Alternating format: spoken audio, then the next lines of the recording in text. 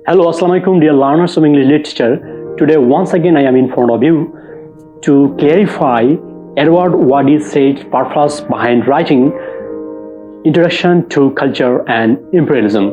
So, this book was first published in 1993, and it was followed by his another critical essay named Orientalism, and it was published in 1978. So, in Orientalism, Edward Wadie Said had some limitations in regard of clarifying his purpose. So he later tried to write another book named Introduction to Culture and Imperialism. So let's see the reasons behind writing Introduction to Culture and Imperialism. Firstly, Edward Wadie Said has given his logic that in Orientalism he has some limitation. So Edward Wadie Said actually intends to clarify his idea or conception that there is a close connection between culture and imperialism. So for that he has written a series of critical essays, and in the essay named Orientalism, he has just partially assessed his success in giving his judgment that actually culture, there is a close connection between culture and imperialism. So to give a general study and to give extended logic or arguments in favor of his ideas, he has written his essay named Introduction to Culture and Imperialism. As Edward Wadie Said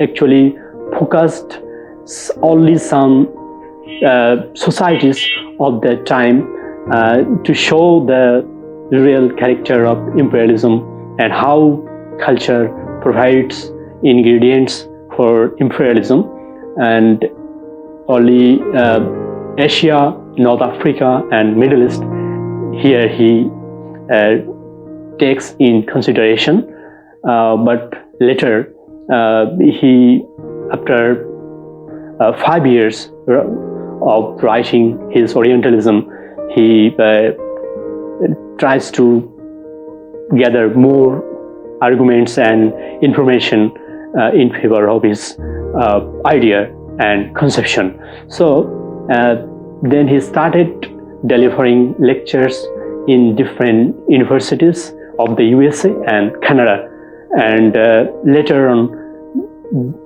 the lectures of his lectures provide him content and materials for writing the book named Introduction to Culture and Imperialism. And secondly, he says that to clarify the true meaning of culture, he has written the book named Introduction to Culture and Imperialism. So according to Edward Wadie Said, that culture has two-fold meanings. It has surface meaning as well as inner meaning. So primarily culture means practices of any arts and aesthetic forms, and secondarily culture means refining and elevating process, and it's a kind of reservoir of the best. So here we get the conception, in fact, why the imperialist country can or could last long their imperialistic rule throughout the world, because the third world countries like Africa, America, Australia and Asia, they had in fact weak culture, and these weaknesses of their culture became the capital for the imperialists. Actually, the imperialists capitalized the weaknesses of the third world countries, and thus they lasted and dominated for and looted the territories of the overseas countries. And next, Edward Wadie Said, in fact, thirdly, Edward Wadie Said has written the book named Culture and Imperialism, just to show the secret strength of imperialism. So, according to Edward Wadie Said, some mammoth critic, that literature, in fact, provides the materials or ingredients for imperialism. And here he takes into consideration of the writing of the 18th, 19th, and the 20th century of English and French writers. In fact, at the time, those writers, they discovered, or they actually traveled those territories of the third world countries and focused in their writing actually the total lives of those regions. And as a result, the imperialists got many information, like expropriation of strange or new territories or regions, and they got psychological studies of the people of the territories. They got beatings, interactions through trade and imperial interaction through trade and commerce. They got actually the idea of so-called civilizing mission in the third world countries, and as well as the anti-imperial attitude of the natives. And later, it can be awkward to us, actually, to the readers, how the